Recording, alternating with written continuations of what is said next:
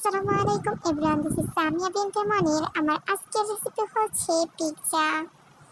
আজকে আমি chicken pizza তৈরি করব। প্রথমে আমি পিৎজার ডোটি তৈরি করে নিচ্ছি। তার জন্য এখানে 1 কাপ ময়দা নিয়ে নিয়েছি, আর 1 কাপ ময়দার জন্য আমি 1 চামচ ইস্ট এখানে অ্যাড করছি।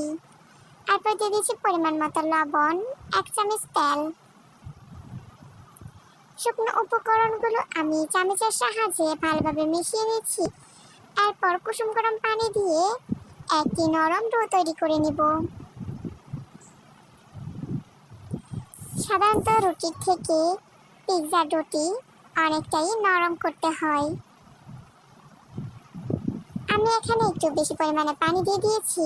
এরপর আমি ভালোভাবে ডোটি মথে নিয়ে রেস্টে রেখে দিব।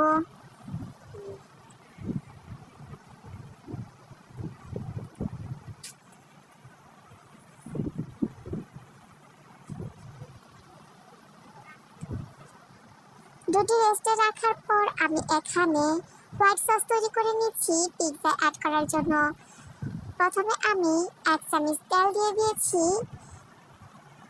এরপর দিয়ে দিয়েছি 1 চামচ ময়দা এবং তেল ভালোভাবে মিশিয়ে নিয়ে এখানে আমি অ্যাড করে দিচ্ছি দুধ। এখানে আমি লিকুইড দুধ অ্যাড করছি।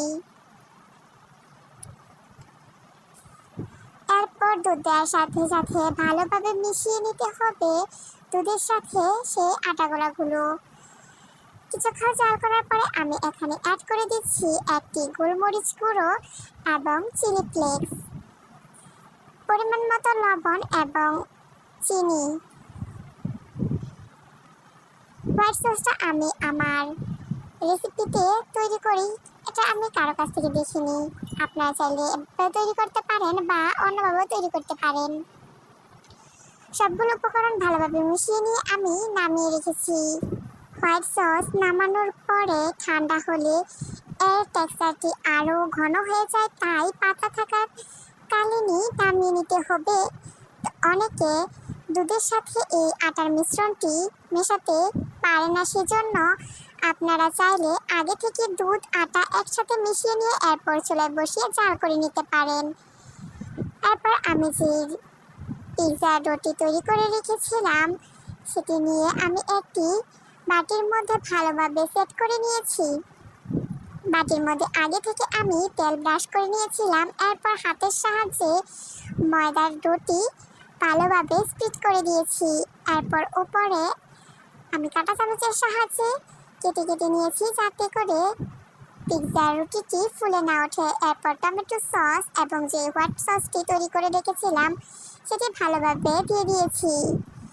এখানে আমি হোয়াইট সসটি ইচ্ছে মতো দিয়েছি, আপনারা চাইলে কম দিতে পারেন।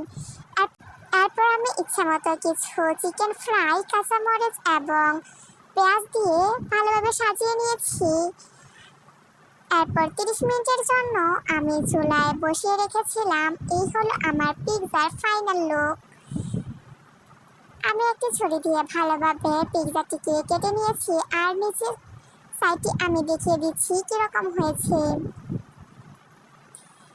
এভাবে অল্প খরচে এবং অল্প সময়ে বাসাতে আপনারা রেস্টুরেন্ট স্টাইলে দারুণ স্বাদের পিৎজা তৈরি করে নিতে পারেন। এই ছিল আমার আজকের রেসিপি। আসসালামু আলাইকুম, thanks for watching this video.